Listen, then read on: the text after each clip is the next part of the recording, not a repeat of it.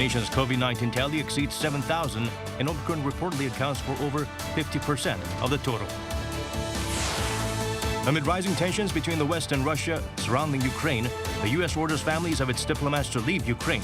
American citizens are advised against traveling to Russia. A huge spike in South Korean cultural content exports in 2020.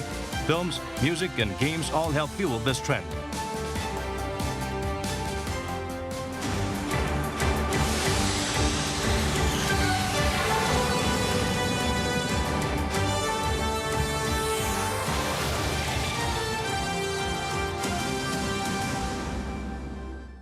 Hello, your week's off to a smooth start. I'm Daniel Che here to bring the latest. Let us begin with the top story at this hour.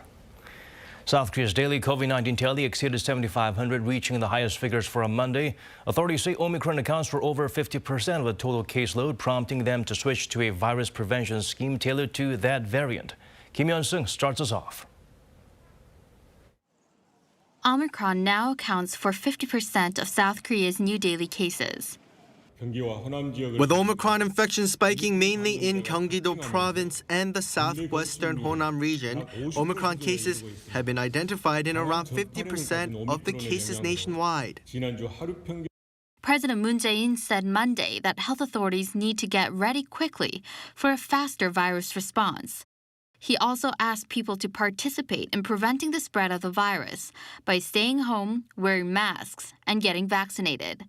With Omicron fueling the spread, South Korea reported a new record high for a Monday, with 7,513 new cases, the fourth highest on record. Caseloads are generally lower on Mondays due to fewer tests over the weekend. From Wednesday, the country will shift into a faster Omicron-tailored response. The Omicron-tailored response focuses on using prevention and medical resources effectively to quickly diagnose and treat high-risk patients rather than controlling the overall infection spread. Isolation periods will be cut down from 10 days to a week for fully vaccinated patients. Also, new testing and treatment methods will be first trialed in regions that have seen an alarming spread of the Omicron strain, namely Gwangju, Jeollanam-do province, and the cities of Pyeongtaek and Ansong in Gyeonggi-do province. PCR tests will only be conducted on high-risk groups, while others will take rapid antigen tests at screening centers. Local doctors and health clinics will also be mobilized for COVID-19 testing and treatment. According to health authorities, Omicron's fatality rate is a fifth of Delta's. But the sheer volume of infections may bring a surge in critical cases and deaths, and authorities are getting ready. Kim Hyun-sung, Arirang News. Staying here in Indonesia, some argue vaccine pass forces people to get the shots even if they have underlying health issues or have experienced side effects. Starting Monday, the country allows more people to be exempt from that system. Shin Yeon explains further. Originally, the only way to get a vaccine pass waiver was to file a report to health authorities, documenting severe side effects after vaccination. The authorities would then determine whether those side effects were actually caused by the vaccine. But from Monday, vaccine pass waivers are for anyone who's been hospitalized with vaccine side effects, and there's no need to prove a link. To qualify, you have to have been hospitalized within 6 weeks of getting vaccinated, and you have to show a record of your stay in the hospital. As before, waivers are still granted also to those with severe side effects who are advised by a doctor to postpone or cancel their vaccination, and those who were infected with COVID-19 and recovered. One woman told me, asking not to mention her name, that she got her first vaccine shot just before the new waivers were announced. She said that without proof of vaccination, it was hard to see her friends or get into most public venues. I'm totally on board with this decision by the government, but I wish they had allowed waivers for more people from the beginning so that people with underlying conditions didn't have to get vaccinated just to get the pass. Requiring proof of vaccination at most public facilities has been controversial. The authorities say vaccine passes are a key part of the COVID-19 exit strategy, but some say the policy infringes on individual rights and the freedom to choose to get vaccinated or not. COVID-19 is here to stay, especially with the spread of the Omicron variant. That means vaccine passes might not be the right answer. The government should concentrate on vaccinating those at high risk, like the elderly, rather than requiring everyone to get more shots. Getting a vaccine pass waiver under the new standard requires a doctor's note, indicating side effects within the first 6 weeks of inoculation. Then the waiver is registered on the various mobile apps like gov't for use when checking in at places like restaurants and cafes. 신예은, Arirang News. Next week, the nation celebrates one of its biggest traditional holidays, the Lunar New Year. Seoul's Prime Minister asked people to help stop the virus spreading by refraining from traveling for family gatherings. Kim Do-yeon shares with us his remarks. As the Lunar New Year approaches this weekend and the nation's fight against Omicron continues, South Korea's Prime Minister Kim Do-yeon has implored people yet again this year not to travel to their hometowns to visit relatives. A number of times, the government has asked that you connect with your families from a distance, saying one last time or just this once. But we have seen how movement across the country at major holidays can worsen the COVID-19 situation. He noted that Omicron has become the dominant strain of the virus in Korea and that looking at other countries, once Omicron's prevalence passes 60%, there tends to be a sharp rise in cases. If people travel over the 5-day holiday and meet other people, he said, it'll only add fuel to the fire. The main idea in fighting Omicron is to control the number of new infections. If infections occur slowly, we can get through it as we have prepared to do so, even if it means a degree of hardship. But a spike in a short period of time will lead inevitably to disorder and loss. For those who have no choice but to travel, he said a third shot of the vaccine is strongly requested along with a test before leaving. In addition, he advised people to wear masks that have a KF grade of at least 80 and if symptoms appear at any point, to get tested. Lastly, all those returning from a trip should be tested before going back to work. Kim Do-yeon, Arirang News. Over in China, the government introduced new measures to contain the recent COVID-19 outbreak. This includes testing almost everyone in a southern Beijing neighborhood as it emerged as the epicenter of a cluster infection. Kim Chang-ah has the details. Beijing city officials said on Sunday that all 2 million people living in the Fangtai district of the city will be tested for COVID-19. This comes following a few locally transmitted cases being reported there over the weekend. Residents have also been advised not to travel. Although Chinese cases only make up a tiny fraction of the massive global surge, multiple small outbreaks around China have tested the government's strict zero-tolerance policy. This comes with the Beijing Winter Olympics just around the corner, slated to begin on February 4th. Organizers have so far confirmed 72 positive cases among the 2,586 games-related personnel who entered China from January 4th to the 22nd, but say they are not athletes or team officials. Thousands more foreign Olympians, officials, journalists, and support staff are still due to enter the country, which has largely been sealed off from the world for the past 2 years. Meanwhile, in neighboring Japan, the new daily COVID-19 tally topped 50,000 for the second consecutive day on Sunday. This is nearly double the tally from a week ago. Against this backdrop, Japanese authorities will announce on Tuesday if they are to expand antivirus measures to more prefectures from the current 16. Over in the U.S., top infectious disease expert Dr. Anthony Fauci has expressed optimism about the pandemic, saying he expects the Omicron variant to reach its peak across most of the U.S. by mid-February. During an interview with ABC on Sunday, Fauci said things are looking good, but added Americans should not get overconfident. He noted some states in the Northeast and Upper Midwest have already seen peaks in cases followed by sharp declines, but cases were still on the rise in southern and western states. Across the Atlantic, in similar optimism, the World Health Organization's Europe director says that while the Omicron variant could infect 60% of Europeans by March, it has moved the pandemic into a new phase and could bring it to an end in Europe by that time. He, however, warned that it was still too early to consider COVID-19 as an endemic, as the virus has surprised the world more than once, and there is still the possibility of other variants. Kim Chang-ah, Arirang News. President Moon Jae-in will not be holding a New Year's press conference. This is so he can focus on dealing with the COVID-19 pandemic. The South Korean leader's senior secretary for public communications told reporters that such an event will be difficult as Omicron has become the dominant strain. The top office was initially arranging a presser this week following Moon's trip to the Middle East and North Africa.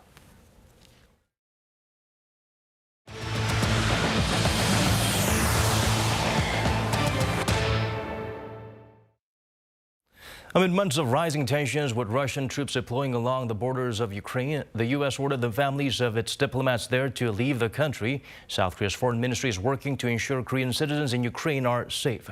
Beunji has the latest. A clear sign Washington is bracing for aggressive moves by Russia. On Monday, the State Department ordered the family members of government employees at the U.S. Embassy in Ukraine to leave the country and said it would allow diplomats stationed at the embassy to leave too if they wish. Other Americans in Ukraine should also consider going, it said, using whatever commercial or private means they have, and it has warned against traveling to Ukraine or Russia. For both countries, the State Department has issued its highest-level travel advisory, Level 4, Do Not Travel, citing what it says is an increased threat of significant Russian military action. A State Department official says such action could come at any time, and that the U.S. government will not be in a position to evacuate Americans if it does. Tensions in and near Ukraine have been increasing for months after Russia deployed some 100,000 troops near Ukraine's borders. Many in the West say Russia is preparing for war to prevent Ukraine from becoming a member of the NATO security alliance.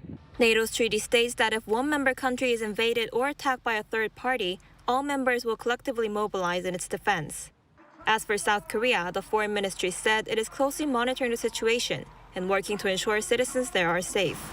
According to the ministry, there are about 800 Koreans living in Ukraine, none of whom live near the border with Russia.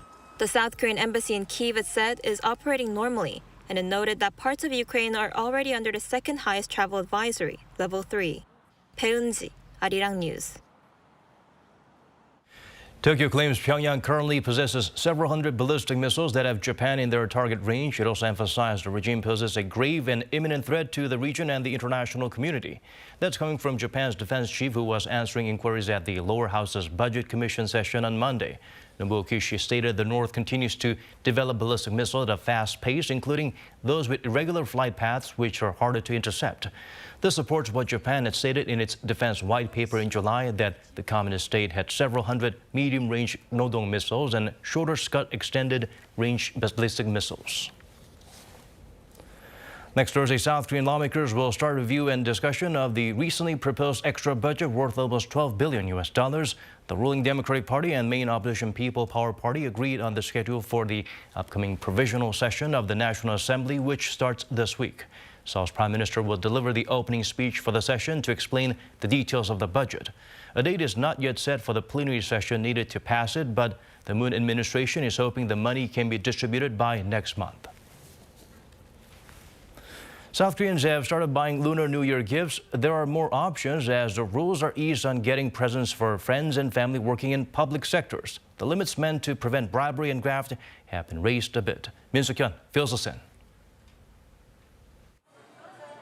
The Lunar New Year holiday is now just a week away, and as usual, people are buying gifts for friends and family to express their love, gratitude, and best wishes. In past years, there have been strict limits on the value of gifts that can be given to people in certain jobs, like public officials and teachers, to prevent graft and dishonesty. The price limit, of course, constrained the kinds of gifts people could buy. So the gifts we got had to be below the limit, and it put pressure on consumers. But this year, the so-called Kim Young-nan Act has been revised to allow gifts of up to 200,000 won, or about $170 during the Lunar New Year and Chuseok holiday. It's double the previous limit, so now people can buy nicer fruit baskets and even premium Korean beef. We had a hard time producing gift sets that included meat and produce, but now we'll be able to make nice gifts. The perennial favorites at major holidays are Korean beef or hanwoo and fruit, but demand for seafood and health products has surged as well. Large retail stores and chains are diversifying their gift sets to offer a greater range of items in different price ranges. We have about 700 gift sets, starting from $40 to $170. We've expanded our products by about 20% from last year. The pandemic has made it difficult to give gifts in person, and so this Lunar New Year, good quality gifts are as much in demand as ever. Min Suk-hyun, Arirang News. South Korea's job market saw recovery last year, but the number of people who gave up finding work reached an all-time high. Also, employment in the manufacturing sector continued to dip. Jung helps us look beyond the digits. The number of people who've given up on finding a job in South Korea, so-called discouraged workers, surged to an all-time high last year. According to an analysis of Statistics Korea data by Yonhap News Agency, there were some 62,000 people in South Korea who wanted a job but did not look for one for more than 4 weeks because they thought they wouldn't be able to get one. That was the highest figure since data was first compiled in 2014. The number of people who were unemployed for more than 6 months last year also increased to 130,000, with around half being those in their 20s or 30s.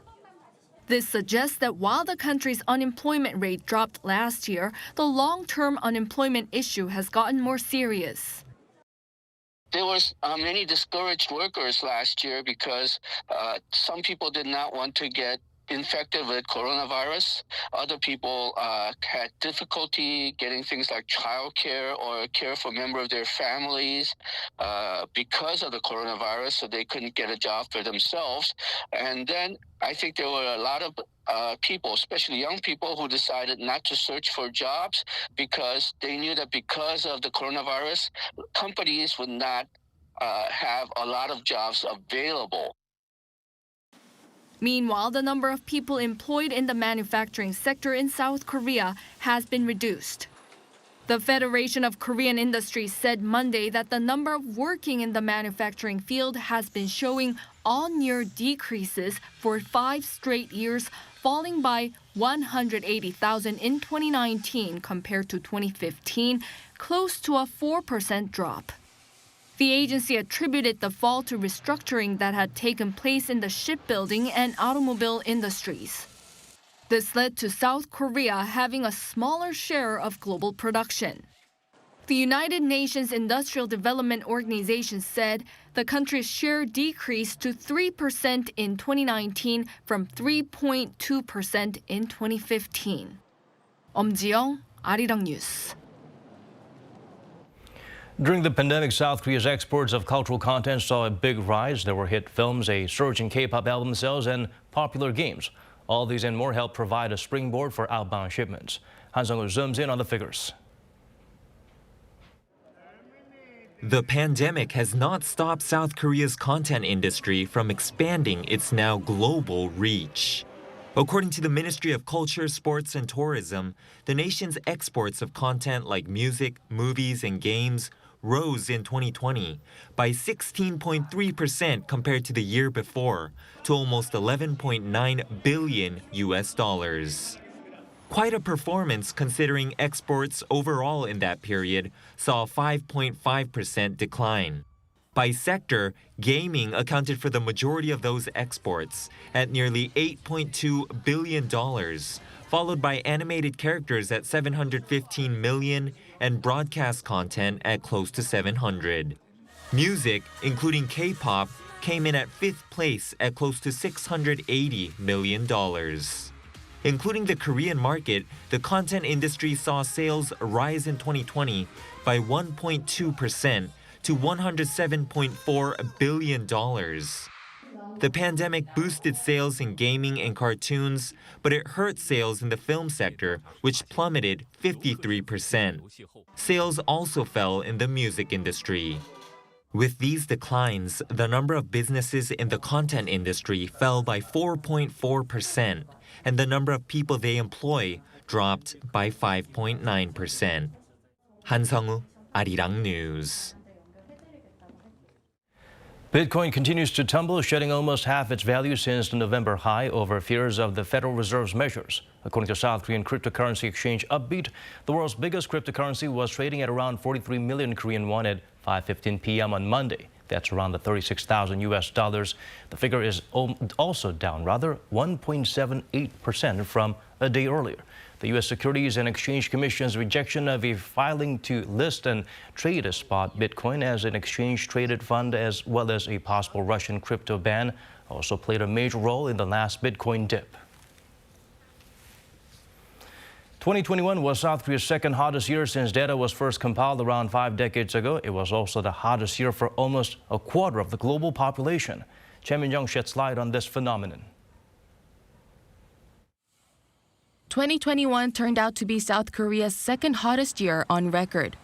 According to the Korea Meteorological Administration, the country's average temperature reached 13.3 degrees Celsius last year.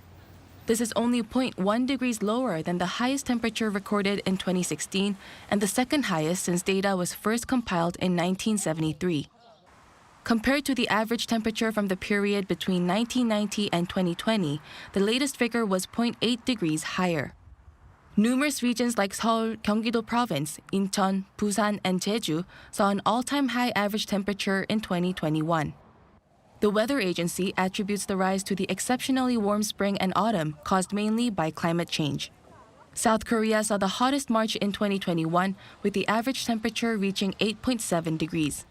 Cherry blossoms bloomed 15 days earlier than usual, the fastest ever for over a century. Unlike a year earlier, last year's monsoon season was noticeably short, as it only lasted 17 days. This is only a third of 2020's 54-day-long monsoon season. Although the country saw less rainfall during last year's monsoon, the yearly amount of rainfall did not drop due to an unusually high amount of rainfall in spring. Meanwhile, close to a quarter of the world's population experienced the hottest year on record in 2021. According to a U.S. nonprofit organization on environmental data science, Berkeley Earth, a total of 25 countries, including China, Nigeria, and Iran, reported a record warm yearly average in 2021. Data from the World Meteorological Organization showed that the average global temperature was 1.1 degrees Celsius above pre-industrial levels, close to the 1.5 degrees limit set under the Paris Agreement. This makes 2021 one of the 7 hottest years on record.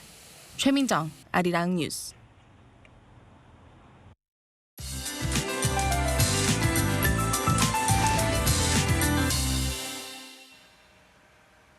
Milder conditions will continue into tomorrow for South Korea. Daytime temperatures will be about 3 degrees higher than the seasonal norms. Partly cloudy to overcast skies are expected, and some regions will see rain or snow tomorrow. Those areas will be parts of central regions and Jeju Island. The amount of rain won't be much, with about 1 millimeter expected. Parts of Gyeonggi-do and Gangwon-do provinces, where conditions are especially cold, rain will turn into snow. The amount of rain won't be enough to ease off the finest particles either. Dust concentrations will stay high across western parts of the country. Parts of Gyeonggi-do, Chungcheong-do, and Jeollabuk-do provinces will see dust levels standing in the bad category. Morning lows range from -3 to 7 degrees nationwide. Seoul will start off at 0 degrees Celsius. Daytime highs will be 2 to 4 degrees lower than today. Seoul will get up to 5 degrees. Gwangju, Gyeongju, and Busan will make it to 10 degrees Celsius. Temperatures will get colder as we get through the week, but they will still be higher than the seasonal norms. That's all for now, and here are the weather conditions around the world.